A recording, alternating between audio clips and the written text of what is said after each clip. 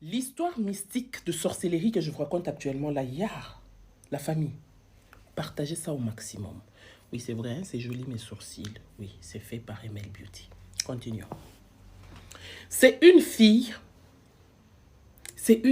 de 17 ans. Cette histoire est en train de faire les tours des réseaux. Elle n'avait que 17 ans.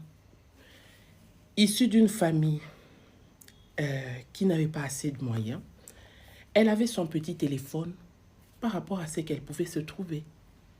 Et comme elle étudiait dans une bonne école quand même, elle s'est laissée influencer par des amis qui n'avaient que des iPhones. Familia. Je dis c'est faux, on me dit c'est vrai, je dis le dehors est sérieusement risqué. C'est là que la fille, un bon jour, on l'invite en boîte de nuit par ses amis. Elle n'avait que 17 ans. Elle va en boîte, arriver en boîte là-bas. Un monsieur qui était au coin là-bas commence à lui lancer des bouchons. Et elle part vers les messieurs. Elle dit au monsieur, non, tout à l'heure, vous m'avez lancé des bouchons et tout. Qu'est-ce que vous me voulez? Le monsieur dit, c'est toi que je veux. Voilà, je t'apprécie beaucoup et tout. Donne ton numéro, je vais t'appeler. Ça, c'est pas un endroit où on peut bien se voir et tout. On va se voir après. Ces messieurs avaient 70 ans. Faites-moi maintenant des calculs. 17 et 70 ans, ça va entrer combien de fois? Le dehors est risqué. Vous avez des enfants à la maison, vous pensez que ce sont des enfants, des grands-mères. C'est là, Familia, elle sort. Quelques jours après, le monsieur l'appelle, il se donne rendez-vous. Aller au rendez-vous, le monsieur pose la question à la fille. Qu'est-ce que tu veux? Qu'est-ce que tu aimerais que je fasse pour toi? La fille dit, tous mes amis ont des beaux téléphones. Moi, je n'ai que ça. Je veux un iPhone 13 Pro Max. Le monsieur dit, il n'y a pas de problème. Pars. Je vais t'appeler, je vais te donner les téléphones. Ils n'ont rien fait. Elle est partie. Quelques jours après, le monsieur appelle. Viens prendre le téléphone. Elle part son iPhone 13 Pro Max. Wow.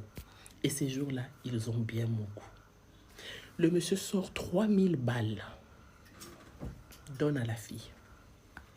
La fille pompote. Elle part.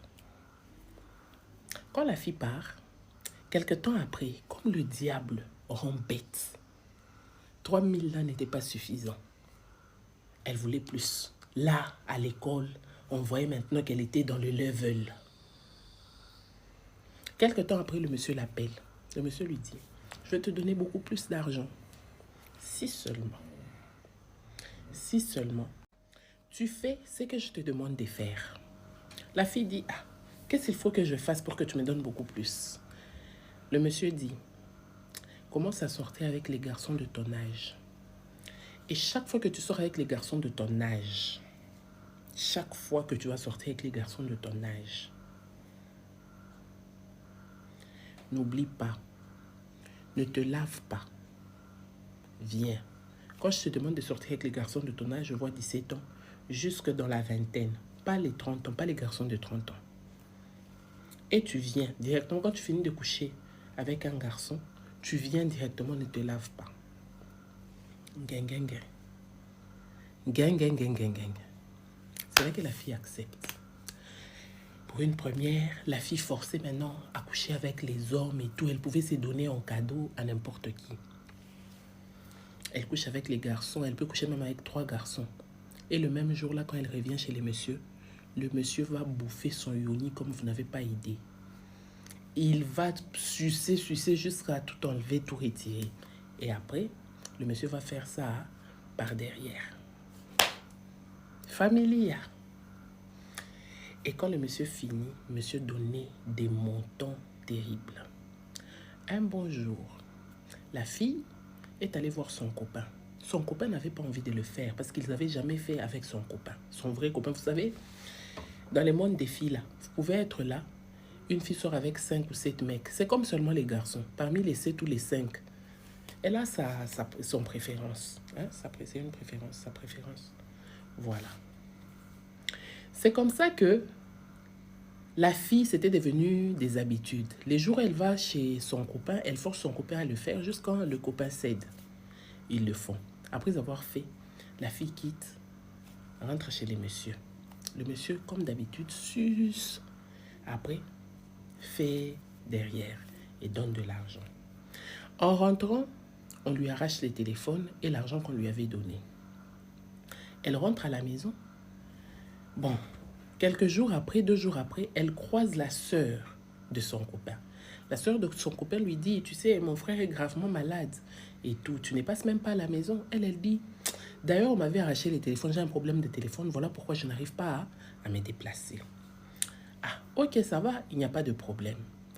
Et 2 jours encore après, elle se connecte au téléphone de sa sœur. En se connectant au téléphone de sa sœur, elle voit sur les réseaux sociaux, sur Facebook, on a déjà affiché son copain, qu'il était décédé. Donc, qu'est-ce qui se passait? Chaque fois que cette fille-là couchait avec les enfants, les jeunes de son âge, et rentrait chez les messieurs, ces messieurs-là se servaient de la sémence de ces garçons-là pour, au fait, récupérer leurs âmes, pour les tuer, les sacrifier. Et du coup, elle était porte-clé de sacrifice. Allô, le dehors est risqué. Les histoires que je vous raconte là, ce n'est pas pour vous faire peur, mais pour vous éveiller consciemment. Familia, elle a pleuré son copain. Quelque temps après, elle a commencé à voir son copain. Pourquoi m'as-tu sacrifié? Elle ne voyait pas seulement son copain, elle voyait toutes les personnes mortes. Et aujourd'hui, se retrouve en train d'expliquer son histoire via les réseaux sociaux en se voilant le visage. Aujourd'hui, elle est là à l'église. On est en train de prier pour elle. Allô?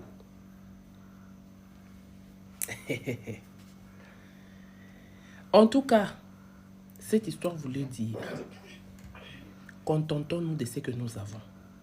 Parce que ce que nous n'avons pas n'est pas à nous.